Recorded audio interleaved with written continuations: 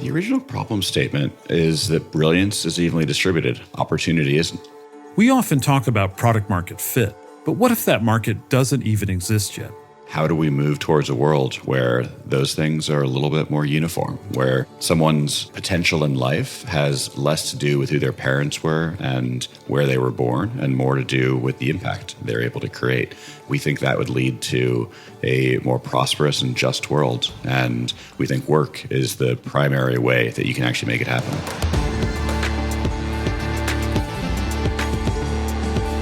Welcome to Grit and Growth from Stanford Seed, the podcast where Africa and South Asia's intrepid entrepreneurs share their trials and triumphs with insights from Stanford faculty and global experts on how to tackle challenges and grow your business.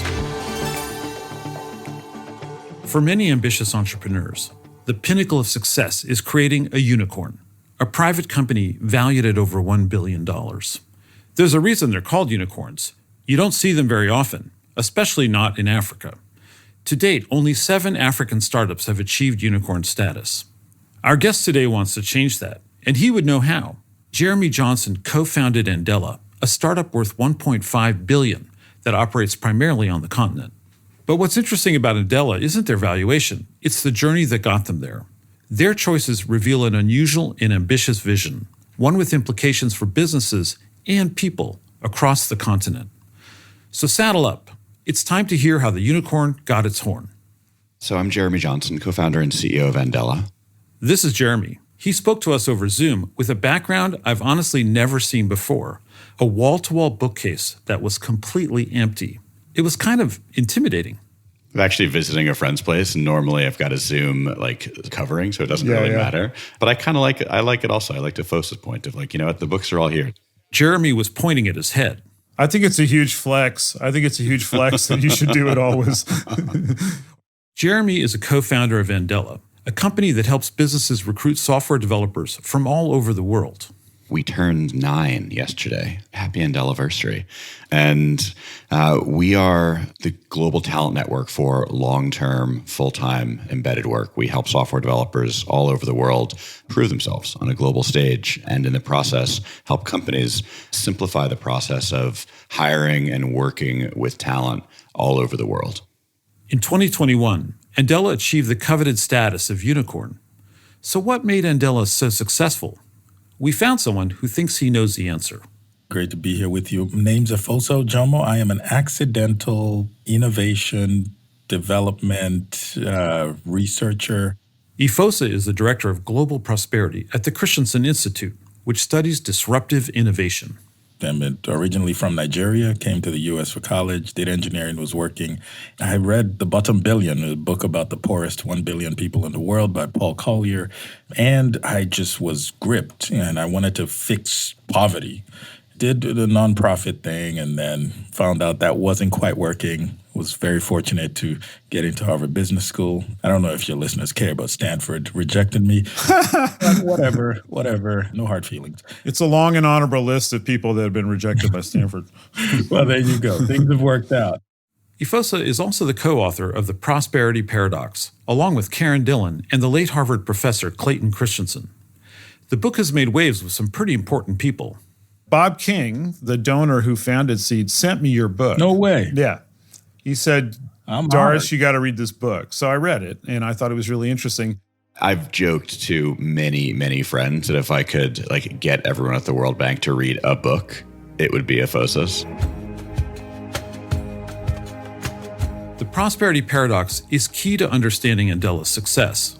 But before we get there, let's rewind to the beginning.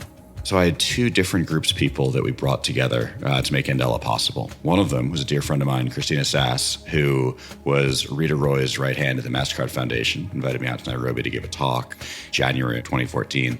And the other side of it was E and his team. Inlo Aboyeji was a friend and mentee who had reached out to me totally randomly trying to build an ed tech company focused on Africa, and just became a friend over the couple of years before. And I came back from this trip to speak for the MasterCard Foundation, energized about what could be possible with talent from the continent, but didn't really have familiarity or like a connection deeply other than E. E came back to me and was like, hey, we're a about to wind down this other company we were working on, what should I do next? And he and the other co-founders of his company joined me and Christina, and the six of us came together. So you had two people from Nigeria, one from Cameroon, two from the US, and one from Canada, from all over the place, came together around this concept of how do we initially bring talent from the continent, from around Africa and Nigeria specifically, into sort of a global mindset and into the global tech ecosystem, and do that through education.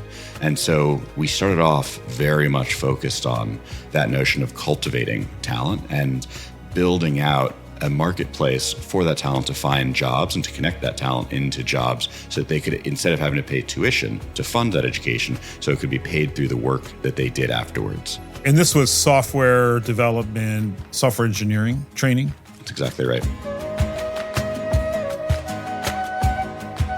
When we think of the most famous startups, we often think of a revolutionary product: Google's search algorithm, Tesla's electric cars, Uber's ride-sharing platform. But while Andela's training was strong, it wasn't exactly new. What I'm curious about already with that initial idea is, business process outsourcing was already it's 25 years in India. And so this seems to be a well-trodden path in other places. What made you think that there was a market for junior software developers that you would train in Nigeria? So you're missing a core assumption, or there's a core assumption that's off. So of the first cohort, we ended up with, looking for 20 people, 2,500 applications.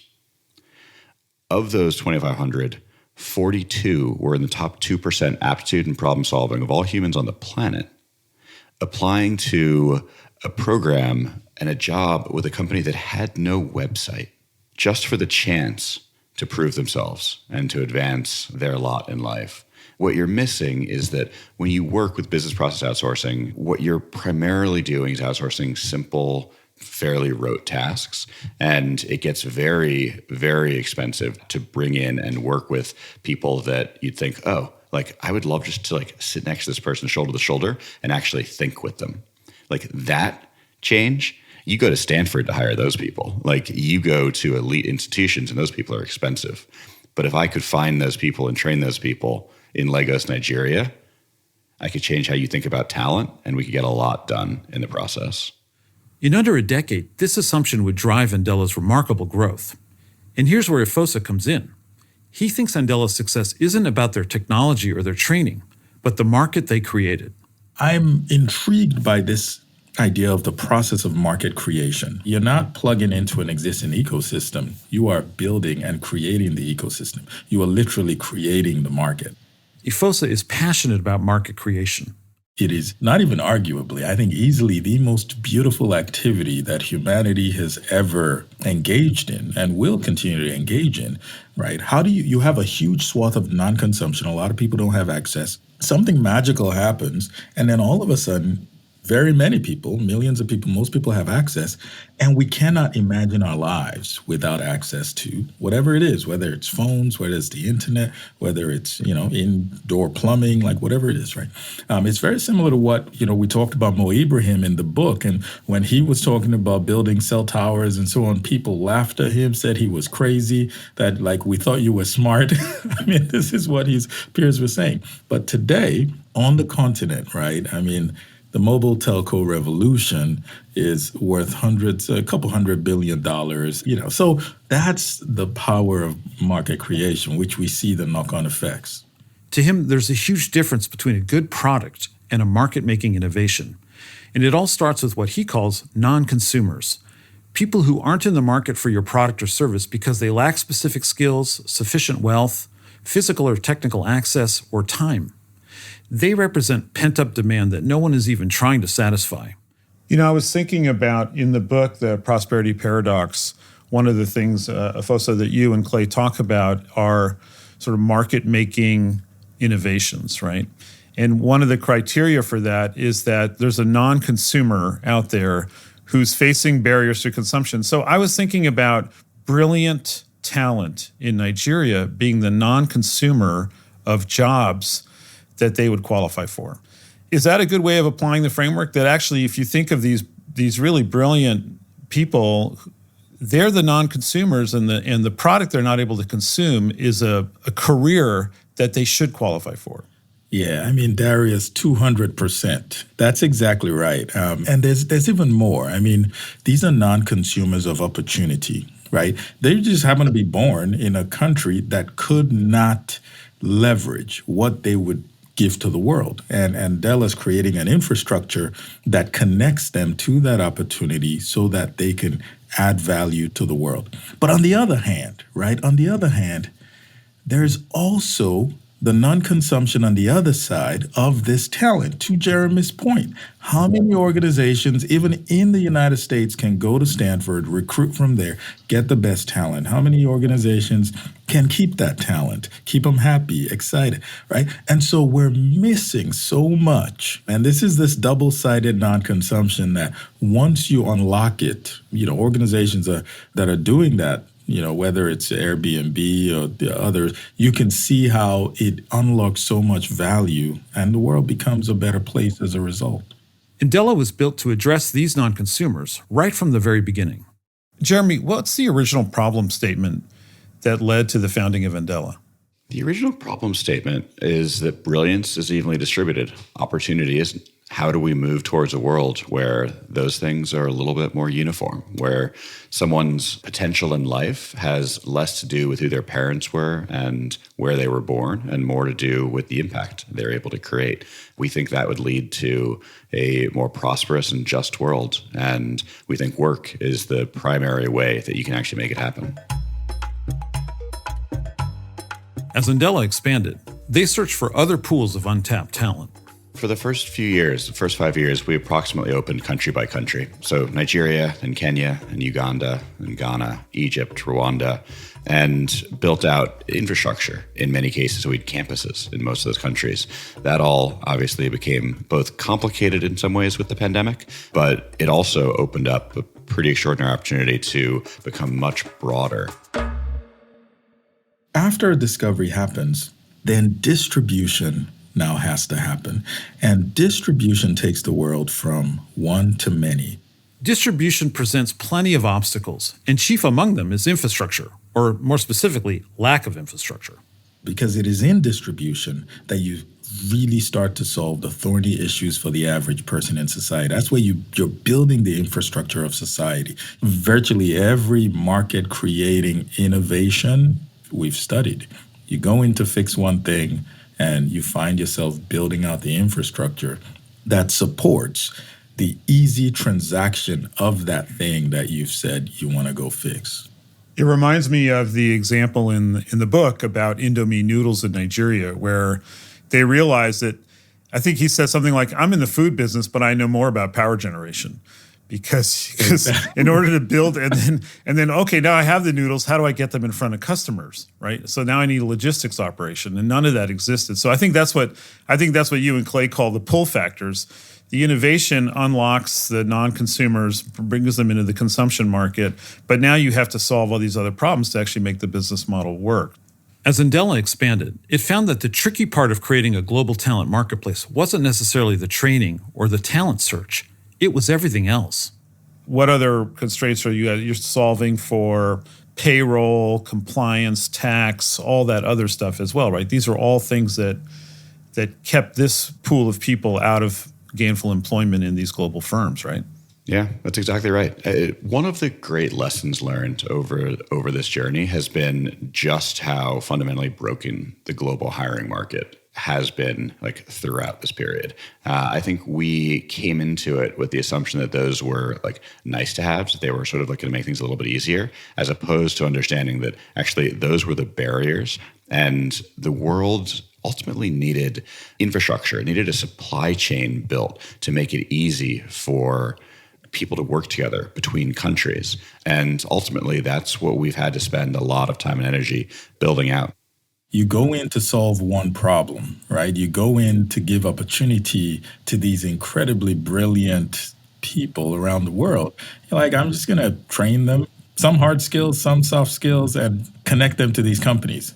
And then all of a sudden, Jeremy and team are talking about, let's figure out like labor laws. How do they get paid? Where do they pay taxes? How do they do this? And does the company expense this? Is this on the balance? Yeah, you just want to give these amazing people, brilliant people opportunity, right? Not as a charity case, but like connect them to a company where they can create value. But then all of a sudden you're solving all these other infrastructural problems, right?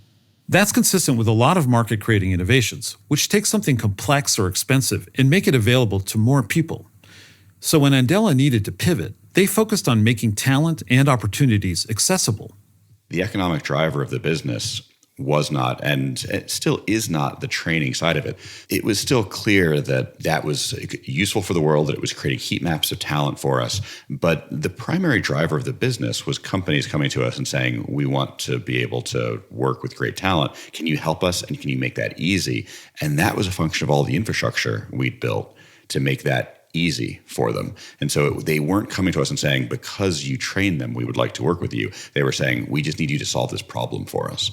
We went fully remote with the pandemic, and that enabled us to go from 7 countries represented to now 120 countries, approximately 4 years later. But growth is a double-edged sword. When markets reach a certain size, you have to deal with governments. Ultimately, casualties happen when many people start consuming something, because mass consumption happens, and then the government tends to step in. Right? Mass regulation now starts to happen, and the government wraps its arms around it and says, we should do this, we shouldn't do this. This is how we regulate roads. This is how we regulate traffic. This is how we regulate food. If you want to become a unicorn, eventually you're going to have to deal with regulators. But even if that's not your goal, there's still plenty to learn from Andela's approach. Jeremy talks about regulation as an opportunity. Just listen to his vision. Darius, this is one of the reasons why I think it becomes really obvious over time that a talent network, and almost like a walled garden for talent, is going to bring people together around the world. You need someone to navigate that complexity of global labor laws and of all of the rules and regulations around it. You combine that with the need to say someone needs to keep track of assess quality in a uniform way and then keep track of that over time so you can see how people are progressing. And all of a sudden, I think it becomes really clear over time that without question this happens, and it happens by virtue of sort of a system bringing it together. Does that make sense? It does make sense, and I want to pursue that, because one of the other things in the book is that once regulators, policymakers realize that something is happening despite them, they start to get engaged in how to facilitate it, because they see it as it sort of results in a kind of cultural shift in the minds of regulators. I think about in the 1980s and 1990s, countries started competing for direct foreign investment, not even talking about sub-Saharan Africa yet. So they started coming up with, tax breaks, export processing zones, all these different ways in which to encourage investors to come in and build infrastructure in manufacturing and therefore create jobs. In the world that you're describing, Jeremy, is there going to be a pull for governments to make it easier to hire their citizens remotely? I mean, if I were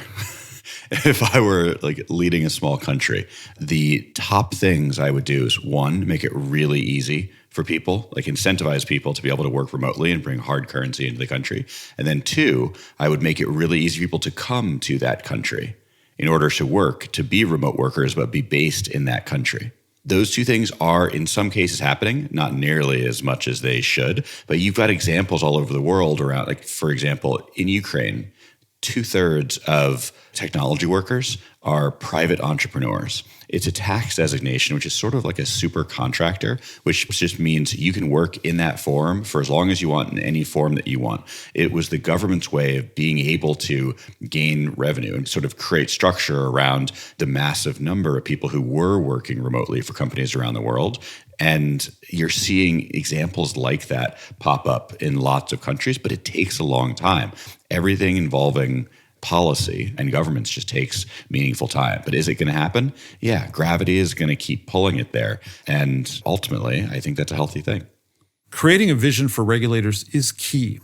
If you can show that what you're bringing isn't just a product or a service, it's a market, that can open doors for you because that's something money can't buy. What's interesting about that is some governments have tried to grab that through investment directly. And there's a great chapter in the book called "If You Build It, They May Not Come." Botswana, God bless them, they built this enormous thing called the Botswana Innovation Hub, which is this massive building. And you go in there and it's just empty, right? So it's just this idea that you can somehow buy innovation just by building, something and declaring it to be true. Yeah, I mean, that chapter was one of the most profound for us to write because we were essentially not so much going against the notion of, infrastructure is important. It is important, but infrastructure is simply society's most efficient way to store or distribute value. That's it. Right? So what is that value? Where is it coming from? If you haven't solved that incredibly difficult problem first, then you could build as many innovation hubs and parks and roads, but you don't have value to move or store, that's going to be a problem. And that's why when Andela talks about the thorny issues they're trying to fill, it's not a training thing, right? The world's talent issues, it's not train, let's go train 1 million people. We could do that. That's not the issue. It's the thorny, oh my gosh, now we have to solve this problem. Now we have to solve that. And once you're able to do that, then you've created the platform that can help people more easily transact talent. If you're creating a market, you're not waiting around for the perfect regulatory framework. You've got to be proactive. The other example I was thinking of, Efosa, in Nigeria is that, thank God, the fintechs sort of got out in front of the regulators and then kind of banded together and said, we're not against regulation, but we'd like to be part of the conversation about it, right? So you're not shutting down all of these cool payment platforms and savings platforms that are allowing the unbanked to bank. So again, I think about this sort of, you want to drag the regulators along. You don't want them to try to be in front of you all the time. Exactly. I mean, I think one of the things that helps me think about this is the theory of jobs to be done, right? When Jeremy was talking about this idea of a global talent workforce and how governments will really have to figure this out, you have to ask, right? What's the job to be done of, say, a average government official, right? And obviously, you want to get reappointed, but it's to increase revenues. And so when we, as innovators, folks on the ground solving problems, can begin to talk about our solutions through the lens of what the government cares about, not necessarily broad terms of we're going to solve humanity's problems, your country's problems, we're going to fix all this, we're going to make the country better. No, it's like you're the Ministry of Finance. You care about revenues, increasing that and allocate. If we solve this problem, we're going to get more revenues to you. And all of a sudden, I'm like, I'm interested. Maybe I don't want to block you. I'm like, oh, what are you doing, right? And so understanding the job to be done and then communicating your solution in such a way that the person in front of you will be incentivized to support you is key. I think it's important for every entrepreneur, but it's even more important for entrepreneurs who are creating new markets and really trying to build this sort of infrastructure that can pull a lot of other folks along. You almost can't do it without it. Here's the kicker. As a market grows, it creates ripple effects well beyond the business that made it. The beauty about market creation, which sort of goes against a lot of sort of standard economic type principles, is I cannot predict what will happen next. And nobody really can. I mean, when we were all enjoying the advent of Facebook in 2000, I think I got on the platform 2005 or 6 or something. And, I'm just looking at friends and so on. Who could have predicted that today we would be talking about how it's impacting elections and it's impacting democracy and the fabric of, and that's in some ways the power of market creation, right? In the sense that if we're able to just unleash it, oh my gosh, countries will start their journey towards prosperity, and it's going to be a beautiful thing. Andela has already created tremendous impact on the African business landscape. So when we started, so like 2014, 2015, you had fewer than 50,000 people on the continent who identified as like professional software developers. That number is now just over 500,000. And we've trained or been directly involved with training over 175,000 of those people. Wow. And so we've had a pretty meaningful impact on like the growth of software development. A lot of people, in fairness, have, especially from Nigeria, moved around the world. Like we've seen a lot of mobility of Andela engineers, but a lot of folks started their own companies. A lot of folks ended up then raising money after that. We've seen a lot of people like come in as like in leadership roles with local technology companies, and all of the ecosystems are continuing to grow really meaningfully. That's been very consistent. So I love that because, again, Efosa, this is like a page right out of your book. You know, all of these knock-on effects of building an ecosystem. You know, you planted the seeds. I'm trying to think of one of the parallel examples. I want to say, you know, the Model T, which led to roads, which led to people, you know, putting up restaurants and shops along roads. And it just crowded in this crazy amount of affiliated and unrelated businesses and investment.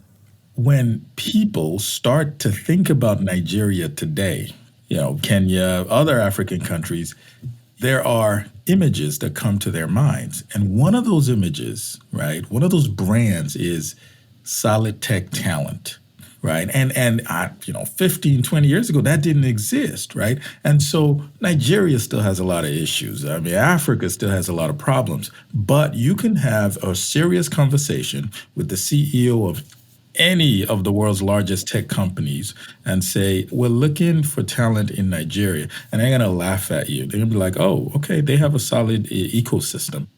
Eventually, Andela's impact may be felt on an even larger scale. One of the things that you and Clay say in the book is that market creating innovations can lead to cultural change. You know, for many, many years, the great talents in places like Kenya and Nigeria were actually just looking for a way to get out because they didn't see any opportunities in their home. And so, that's the classic phrase of brain drain. Is this globalization of a low friction, seamless, high quality workforce matching technology that Andela is bringing to the world, does that directly combat brain drain? So it does, but it's not going to be linear. And it's not going to be short term, right? Because when you think about many of the problems that, an emerging market has, they transcend just being able to find employment, right? I mean, security, access to electricity. So that all those infrastructural issues. And so what may happen, right, is when I get an opportunity to engage with an Andela, earn more, see that I start having a family, I could provide better for my family. I may leave the country, but I still have ties, right? So remittances are going up. But over time, what you're going to see is the investment in the larger sort of societal infrastructural things necessary.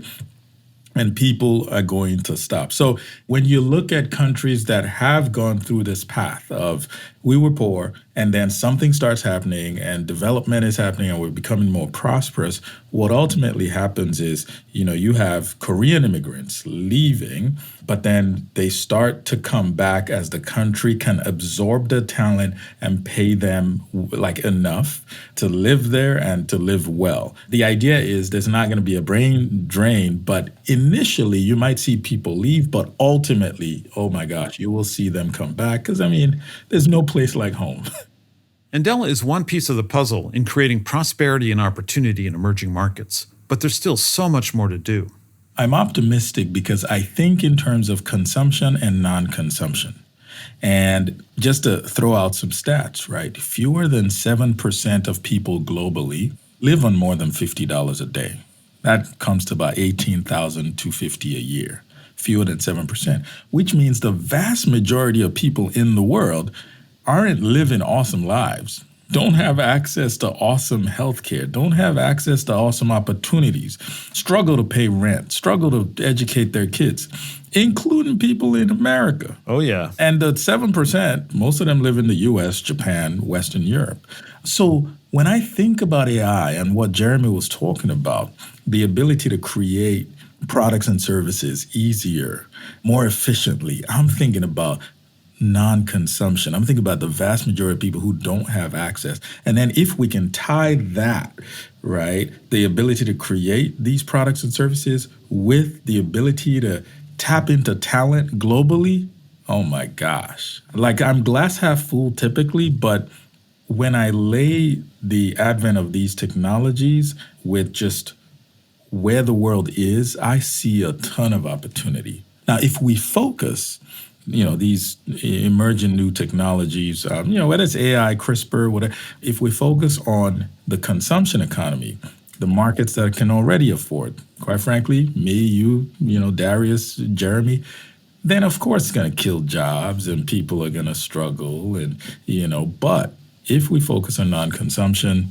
I think we're going to live in a very different world. And we're going to solve our environmental challenges a lot sooner than we think. Because again, we've got, these AI bots thinking with us. Oh, yeah. No, I want ChatGPT 5 to unlock, cold fusion, preferably by December.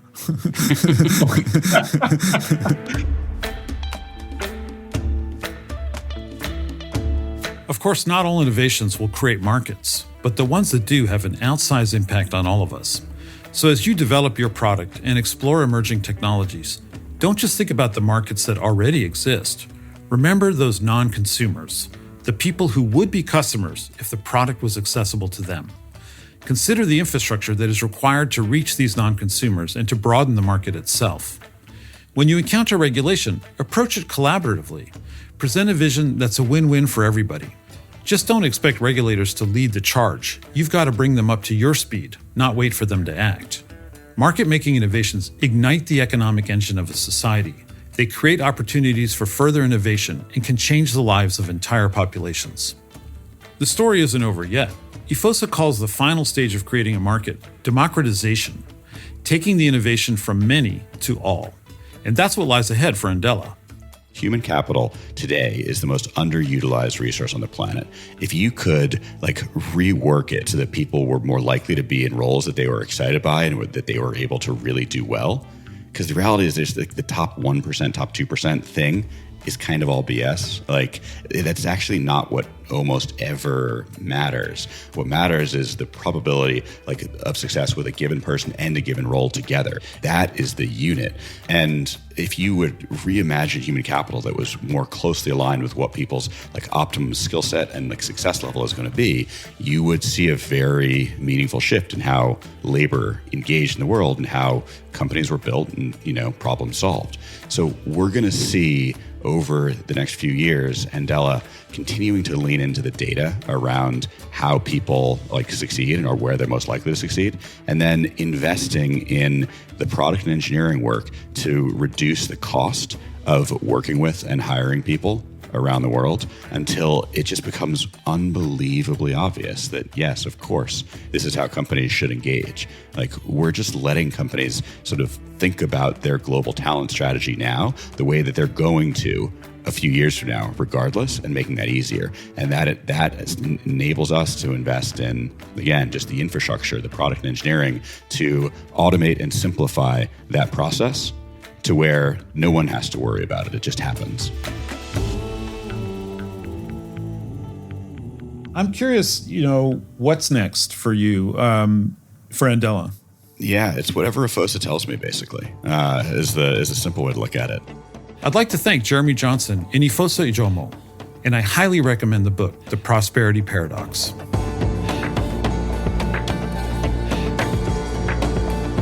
This has been Grit and Growth from the Stanford Graduate School of Business. I'm your host, Darius Teeter. If you like this episode, follow us and leave a review on your favorite podcast app. Erica Amawake-Ajay and VN Virgin researched and developed content for this episode. Kendra Gladich is our production coordinator, and our executive producer is Tiffany Steves, with writing and production from Andrew Gannum and sound design and mixing by Alex Bennett at Lower Street Media. Thanks for joining us. We'll be back soon with another episode.